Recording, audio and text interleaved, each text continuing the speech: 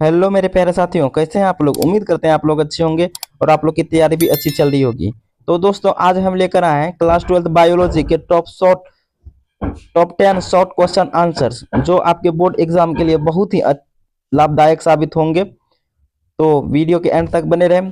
यह क्वेश्चंस वैसा क्वेश्चंस है जो बिहार बोर्ड जो है ना बार बार पूछते हैं और बार बार दोहराते हैं। और इस क्वेश्चंस को बिल्कुल आसान भाषा में हम सॉल्व करेंगे और जो सीधा आपके दिमाग में छपेगा। इसलिए वीडियो के एंड तक बने रहें। अगर आपको वीडियो पसंद आए तो वीडियो को भी एक लाइक जरूर कर ले। अगर चैनल पर नए हैं तो चैनल को भी सब्सक्राइब कर ले। चलिए बिना विलंब के क्लास को शुरू करते हैं। देखते हैं हमारा फर्स्ट क्वेश्चन और देख लेते हैं ये क्वेश्चन कितना बार पूछा गया है। तो फर्स्ट क्वेश्चन है, शुक्राणु जनन एवं वीर्यसेचन की परिभाषा लिखे। तो यहाँ पे क्वेश्चन है हमारा, शुक्राणु जनन और वीर्यसेचन की परिभाषा लिखे। देखिए ये क्वेश्चन कितना बार पूछा गया है। 2016 में पूछा गया है, 2017 में पूछा गया एवं 2020 में पूछा गया। ये 3 साल लगातार पीवाईक्यू पूछे गए हैं। तो सबसे पहले यहाँ पे क्या लिखा है क्वेश्चन, शुक्राणु जनन। तो यहाँ पे पहले थोड़ा सा इसको ये कर लेते। तो यहाँ पे शुक्राणु जनन और वीर्यसेचन की परिभाषा लिखना है। सबसे पहले आंसर लिख लेना है कॉपी में, तो उसके बाद लिखना है शुक्राणु जनन। शुक्राणु जनन लिख के उसके बाद डैश लेना है। तो शुक्राणु जनन होता है, विरुष्ण में शुक्राणु जनन की प्रक्रिया को शुक्र जनन कहते हैं। मतलब विरुष्ण से शुक्राणु के निर्माण को ही शुक्र जनन कहते हैं। इसको इस प्रकार से भी लिख सकते हैं। तो चलिए अब देखते हैं अगला प्रश्न। तो अगला टॉपिक दे अगला, और वीर्यसेचन को परिभाषित करने बोल रहा है। तो वीर्यसेचन को परिभाषित करना, तो वीर्यसेचन को यहाँ पे डैश देके वीर्यसेचन कर देंगे। तो वीर्यसेचन हो गया शुक्राणु जनन के पश्चात। तो यहाँ शुक्राणु जब जनन के पश्चात शुक्राणु जब स्ट्रोली कोशिका से मुक्त होती है, इस प्रक्रिया को वीर्यसेचन कहते हैं। तो यहाँ पे वीर्यसेचन क्या होगा, तो वीर्यसेचन उसको कहते हैं जो शुक्राणु जनन के पश्चात, मतलब जैसे शुक्राणु जनन हुआ उसके पश्चात जो है ना स्ट्रोली कोशिका से मुक्त होते हैं, तो इस प्रक्रिया को ही वीर्यसेचन कहते हैं। तो इसका आंसर आप लोग अच्छे तरीका से देख लीजिएगा। ये वैसा क्वेश्चन है कि जो कि बार बार पूछे जाते हैं और पीवाईक्यू है। तो चलिए अब देखते हैं अगला प्रश्न पे। अगर वीडियो अच्छी लग रही है तो वीडियो को भी लाइक जरूर करें। अब चलिए देखते हैं अगला प्रश्न। तो अगला प्रश्न है हमारा, मलेरिया क्या है। तो मलेरिया क्या है, इसके लक्षण तथा उपचार को लिखे। तो यहाँ पे मलेरिया क्या है, इसके लक्षण तथा उपचार को लिखना है। तो यह क्वेश्चन सबसे पहले देख लेते हैं बिहार बोर्ड कितना बार पूछा गया है। तो यह पूछा गया 2011 में पूछा गया है, 2016 में पूछा गया, 2018 में पूछा गया है। तो मलेरिया क्या है, इसके लक्षण तथा उपचार लिखना है। तो देखिए ये क्वेश्चन 11 में पूछा गया, 16 में पूछा गया, 18 में पूछा गया है। तो 3 साल लगातार ये क्वेश्चन पूछा गया है। तो सबसे पहले आंसर लिख लेना है कॉपी में। तो उसके बाद मलेरिया, तो मलेरिया जो है ना प्लाज्मिड नामक परजीवी से उत्पन्न होता है। तो मलेरिया किससे उत्पन्न होता है, तो मलेरिया जो है ना प्लाज्मोडियम नामक परजीवी से उत्पन्न होता है। तो इसके अब ये हो गया सबसे पहले, तो इसका क्या है, तो इसका आंसर हो गया यहाँ पे। अब चलते हैं इसके लक्षण को लिखना, लक्षण तथा उपचार को लिखे। तो यहाँ पे लक्षण तथा उपचार को लिखेंगे तभी 2 नंबर मिलेगा। अगर दोस्तों वीडियो पसंद आ रही तो वीडियो को लाइक कर लें। अगर चैनल पर नए हैं तो चैनल को भी सब्सक्राइब कर लें, ताकि हमारा आने वाला ऐसा ही वीडियो बिल्कुल भी मिस ना हो। तो यहाँ पे सबसे पहले तो यहाँ पे इसका क्वेश्चन खत्म हो गया। अब लक्षण देखना है, तो लक्षण को लिखना है। तो लक्षण लिखना है, तो लक्षण लिख दिए। लक्षण देके यहाँ पे लक्षण लिख के डैश देंगे। तो लक्षण देके देख, सबसे फर्स्ट है कि अगर आपको मलेरिया होगा तो ठंडे के साथ बुखार होगा। अगर आपको मलेरिया होगा तो ठंडे के साथ बुखार होगा। अब दूसरा नंबर है, सिर दर्द एवं मांसपेशियों में दर्द होगा। तो अगर आपको सिर दर्द और मांसपेशियों में दर्द है तो यहाँ पे उसका मतलब ये मलेरिया हो गया। उसके बाद यहाँ पे अब थर्ड थर्ड है हमारा, थर्ड थर्ड लक्षण है, मतलब तीसरा लक्षण है। तो 48 घंटे के अंतराल तेज बुखार होना। तो मतलब अगर आपको मलेरिया होगा तो 48 घंटे के अंदर अंतराल में तेज बुखार होगा। अब ये भी लक्षण भी खत्म कर लिए हम लोग। अब चलते हैं उपचार की तरफ। तो उपचार को देखते हैं। तो उपचार आगे है, इस पेज में नहीं पता है उपचार। तो उपचार लिखना, उपचार दे के डैश देना है। तो उपचार उपचार दे के डैश देना है। तो यहाँ पे इसका उपचार सही होगा।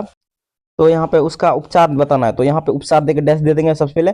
तो इसका उपचार हो जाएगा क्विनिन, क्लोरोक्विन, मेफ्लोक्विन आदि दवाइयों का उपयोग कर सकते हैं। तो आदि दवाइयों का उपयोग करके इसका उपचार किया जा सकता है मलेरिया का। तो मलेरिया का उपचार इससे कर सकते हैं। अब चलते हैं अगला प्रश्न पे। अगर दोस्तों वीडियो पसंद आ रही है तो वीडियो को लाइक कर ले। अब चलते हैं अगला प्रश्न पे। अगला प्रश्न है प्रश्न नंबर 3। तो प्रश्न नंबर 3 क्या है हमारा, क्लाइन फिल्टर सिंड्रोम पर प्रकाश डाले। तो क्लाइन फिल्टर सिंड्रोम पर प्रकाश डाले। तो यहाँ पे क्लाइन फिल्टर सिंड्रोम पर प्रकाश डालें। तो यह क्वेश्चन देख लीजिए 2013 में पूछा गया, 2018 में पूछा गया एवं 2019 में पूछा गया। तो यहाँ पे बार बार रिपीटेड क्वेश्चन दिया जा रहा है इस सीरीज के माध्यम से। तो वीडियो को लाइक कर ले। यहाँ पे सही जवाब हो जाएगा, इसका आंसर हम लोग लिखेंगे अब क्लाइनफेल्टर सिंड्रोम के। अब इसको आंसर को एक्सप्लेन करेंगे। तो सबसे पहले इसका आंसर लिख देना है। उसके बाद यह जो है ना एक गुणसूत्रीय विकार है। तो क्लाइनफेल्टर सिंड्रोम यहाँ से ऑब्जेक्टिव भी बनता है। तो यहाँ पे पूछा जाएगा आपको क्या कि क्लाइनफेल्टर सिंड्रोम किस प्रकार का विकार है। तो ऑप्शन दे देगा बहुत सारा, तो उसमें से एक गुणसूत्रीय रहेगा। तो आपको गुणसूत्रीय विकार पे मारना है टिक आउट। तो यहाँ पे देखना है कि यह एक गुणसूत्रीय विकार है जिसमें एक अतिरिक्त एक्स गुणसूत्र पाया जाता है। तो यहाँ पे क्या बोल रहा है, जिसमें एक अतिरिक्त गुणसूत्र पाया जाता है। तो जैसे 44 प्लस एक्स एक्स है ना, तो यहाँ पे ट्रिपल एक्स, तो यहाँ पे 44 प्लस एक्स एक्स हो जाएगा, या फिर एक्स एक्स वाई हो जाएगा, एक्स एक्स वाई हो जाएगा, सॉरी यहाँ पे एक्स एक्स वाई हो जाएगा। तो मानव कोशिका में कुल 47 गुणसूत्र हो जाते हैं। तो 47 गुणसूत्र यहाँ पे ऐसे भी पूछ सकता है आपको ऑब्जेक्टिव की किस सिंड्रोम में जो है ना 47 गुणसूत्र होते हैं। तो यहाँ पे आपको मारना है क्लाइनफेल्टर सिंड्रोम। तो यहाँ पे 44 प्लस एक्स वाई हो जाएगा, होते हैं। तो यह लक्षण जो है पुरुषों में पाया जाता है। तो यहाँ पे आपको इस डायरेक्ट ऑप्शन क्वेश्चन पूछ सकता है कि क्लाइनफेल्टर सिंड्रोम यह किस में पाया जाता है। आपको दे देगा पुरुष, स्त्री, बोथ, नन। तो आप अपना आंसर दे दीजिएगा इसमें। इससे इजी तो क्वेश्चन आपके लिए हो नहीं सकता है। अब चलिए चलते हैं अगला प्रश्न पे। तो अगला प्रश्न है हमारा, प्रश्न नंबर 4 है हमारा।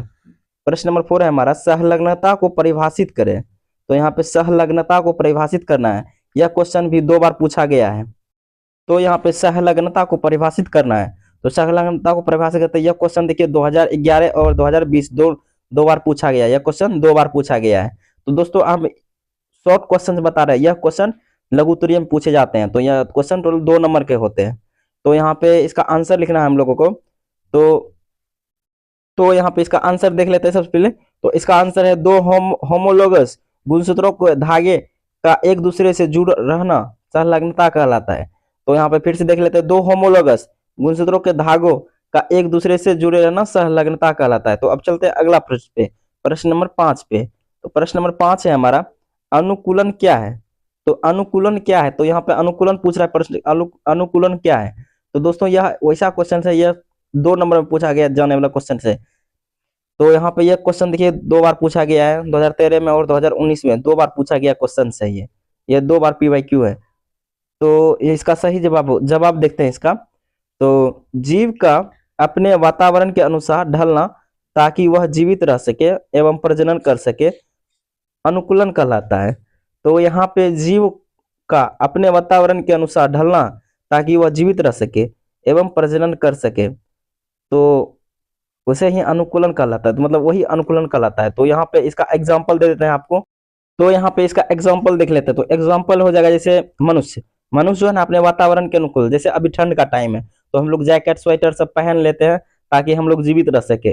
तो यह जो है ना यह जो है अनुकूलन का ही उदाहरण है। मतलब यहाँ पे कहने का ऐसा जीव जो अपने वातावरण के अनुकूल ढल जाए। मतलब जैसा हो, जैसे धूप आता है तो जैकेट वैकेट खोल के फेंक देते हैं, एकदम पंखा में रहते हैं। अगर अभी ठंड है तो फिर जैकेट पहन लेते हैं। तो यह वातावरण के अनुकूल ढलना होता है, तो उसे ही अनुकूलन कहते हैं। तो यहाँ पे सही जवाब, यहाँ पे आप लोग को ये क्वेश्चन एक्सप्लेन हो गया। अब चलते हैं अगला प्रश्न पे। अगला क्वेश्चन है हमारा, आनुवांशिक कोड की विशेषता लिखें। तो आनुवांशिक कोड की विशेषता लिखना है यहाँ पे। तो यह क्वेश्चन देखिए 3 बार पूछा गया है। तो बिहार बोर्ड जो है इसे 3 बार पूछा है, 2014 में पूछा, 2016 में पूछा और 2020 में पूछा है। तो 3 बार पूछा है। तो इसका आंसर देख लेते हैं। सबसे पहले आंसर है हमारा, प्रत्येक अमीनो अम्ल के लिए कम से कम 1 कोडन होता है। तो यहाँ पे प्रत्येक अमीनो अम्ल के लिए जो है ना कम से कम 1 कोडन होता है। तो यह जो किसका विशेषता, आनुवंशिक कोडन का विशेषता है।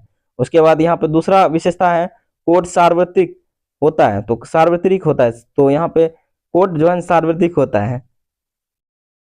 तो यहाँ पे कोड जो है सार्वत्रिक होता है और कोड अप्रभाषित होता है। तो यहाँ पे सही, यहाँ पे तीनों क्वेश्चंस या 3 आनुवंशिक कोड की विशेषता हो गया। तो अब चलते हैं अगला प्रश्न पे, प्रश्न नंबर 7 पे। तो प्रश्न नंबर 7 है हमारा, पूर्वता से क्या है, इसके लाभ क्या लिखे। तो यहाँ पे पूर्वता बताना है, पूर्वता बताना है और इसके लाभ बताना है। यह क्वेश्चन जो है ना, यह क्वेश्चन कुछ ज्यादा ही डीपली चले गया। 1998 में पूछा था, उसके बाद 2013 में रिपीट किया है। क्या पता 2026 में रिपीट कर दे। रिपीट हो जाए। तो इसका उत्तर देख लेते हैं। तो द्विलिंग पुष्प में नर भाग का मादा भाग से पहले परिपक्व होना पुप्रवता कहलाता है। मतलब कहने का तात्पर्य, इसको एग्जाम्पल से समझाते हैं। यहाँ पे द्विलिंगी पुष्पों से नर भाग का मादा भाग से पहले परिपक्व हो जाना, मतलब अंडाशय सबसे जो उसका नर मादा भाग है ना, उससे पहले नर भाग को परिपक्व हो जाना ही पुप्रवता कहलाता है।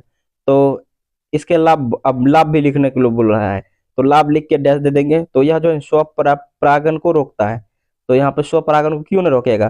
सबसे पहले तो मेल परिपक्व हो चुका है, तो यहाँ पे स्वपरागन उसका जो फीमेल पार्ट परिपक्व हुआ ही नहीं है। तो यहाँ पे स्वपरागन को रोकता है। यह क्यों रोकता है? सबसे पहले तो यहाँ पे स्वपरागन, एक पुष्प में जब होता है परागन तो उसे ही स्वपरागन कहते हैं। तो यहाँ पे पहले मेल मेल परिपक्व हो जाएगा, तो फीमेल परिपक्व होगा ही ना, तो फिर स्वपरागन करेगा किससे? तो यह इसलिए स्वपरागन रुकता है। उसके बाद विविधता उत्पन्न होती है, तो विविधता भी उत्पन्न होती है। अब चलते हैं अगला प्रश्न पे, प्रश्न नंबर 8 पे। तो प्रश्न नंबर 8 है हमारा, क्रमिक विकास क्या है? तो क्रमिक विकास क्या है? तो यह जो कि 2 बार पूछा गया क्वेश्चन है, 2016 और 2020 दोनों बार पूछा गया यह क्वेश्चन है। तो क्रमिक विकास क्या है? तो क्रमिक विकास उसको कहते हैं जनसंख्या के जीन पूल में पीढ़ी दर पीढ़ी होने वाले सूक्ष्म परिवर्तन को ही क्रमिक विकास कहते हैं। तो यहाँ पे जनसंख्या के जीन पूल में पीढ़ी दर पीढ़ी मतलब पीढ़ी में पीढ़ी होने वाले सूक्ष्म परिवर्तन को ही विकास कहते हैं। तो यहाँ पे जनसंख्या के जीन पूल से पीढ़ी दर पीढ़ी मतलब सूक्ष्म परिवर्तन, मतलब थोड़ा थोड़ा परिवर्तन करके ही विकास होना।